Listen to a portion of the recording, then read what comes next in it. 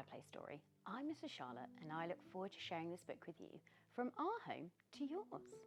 Today we're going to be reading Wilbur's Gigantic Splash, written by Clare and illustrated by Melissa Fife. If you'd like a copy of this book, please have a look in the description below. We put a link. Let's get started. Wilbur's Gigantic Splash. Wilbur the Water Vole lives by a pond in a beautiful woodland with fields out beyond. His home is a burrow that's hidden by weeds, dug into the bank between rushes and reeds. This quick water vole always likes to be busy. He darts here and there, making everyone dizzy. He scampers through brambles, not making a sound. He runs up grass stalks and over mud mounds. Ooh, he's quite energetic, isn't he? Wilbur whizzes about for most of the day. He loves to be out. He prefers it this way. This quaint woodland pond is just teeming with life. But he causes the creatures there no end of strife. Ooh, I love that word, teeming. It means lots, doesn't it? He enjoys a good joke. He plays lots of mean tricks, always giggling if others trip over small sticks. Ooh, that's not very nice, is it? Tiny beetles and ants often see him bent double as he laughs and pokes fun at insects in trouble. That's what we would call lots of red choices at our nursery. One morning he's playing with 3 of his friends. They sit down and nibble on yummy grass stems.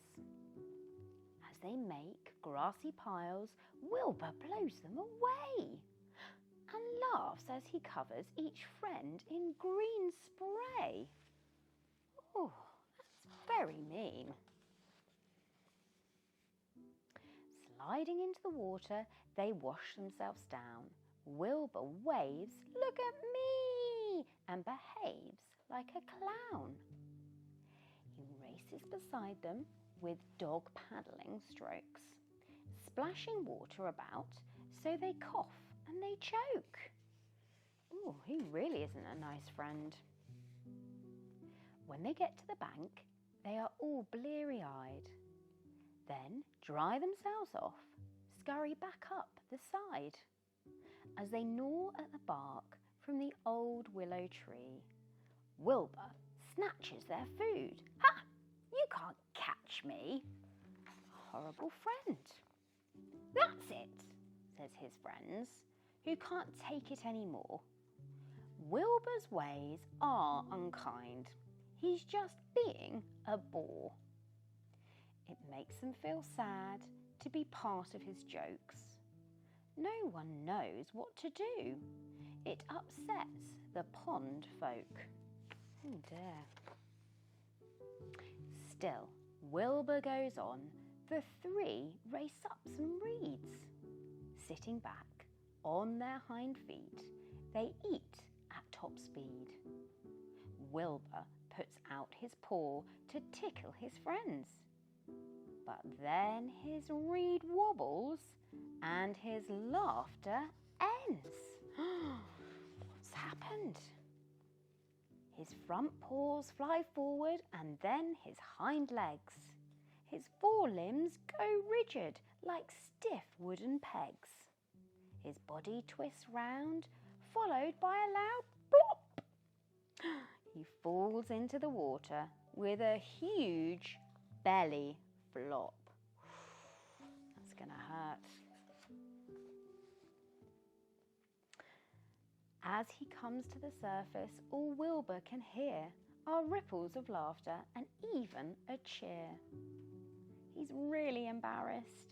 His tummy hurts lots. What he feels like isn't nice. His thoughts are in knots. paddling back to the edge, his head hanging low. He so wants to hide, but there's nowhere to go. For the very first time, Wilbur truly finds out that laughing at others is cruel beyond doubt. It's very true.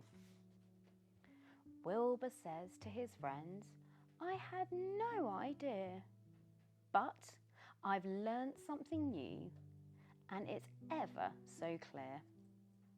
I'm sorry I've laughed, I've joked, and I've cheated. I'll start to treat others as I'd like to be treated. The end. What a lovely story. And that is so true. We must make sure we treat our friends the way we would like to be treated. And then I know all of you will have lots of fun with your friends. I hope you enjoyed this story. If you did, please give us a thumbs up and do subscribe as we can create more content like this. Remember, the link for this book is in the description. From our home to yours. Until next time, bye-bye.